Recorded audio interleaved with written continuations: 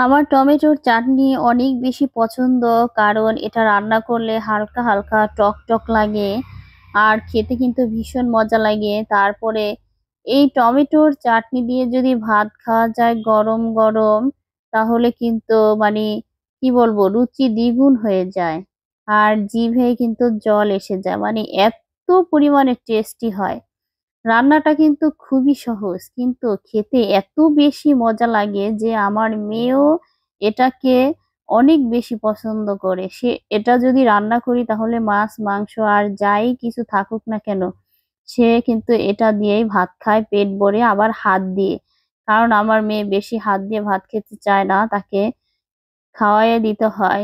এরপরেও যদি দেখে যে আমি এটা রান্না করেছি, তখন বলে যে আম্মু আমাকে ভাত দাও, আমি হাত দিয়েই খেতে পারবো। তাহলে অনেক সুন্দর করে সে মানে একটা তৃপ্তি নিয়ে ভাত খায়। কেন জানি না, যে মানে এই জিনিসটা যে ওর এত বেশি মজা খেতে লাগে। ও বলে যে আম্মু আমার এই টমেটোর চাটনিটা অনেক বেশি মজা লাগে, আর তুমি আমাকে রেগুলারই কিন্তু রান্না করে দিবা। আমি বলছি আচ্ছা ঠিক আছে।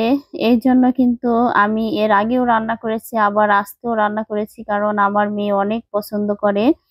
সে পছন্দ করে বলেই এই জন্য কিন্তু আমি এই যে টমেটোর চাটনি আর মাংস রান্না করেছি আজকে। সবাই ভালো থাকেন, আল্লাহ হাফেজ।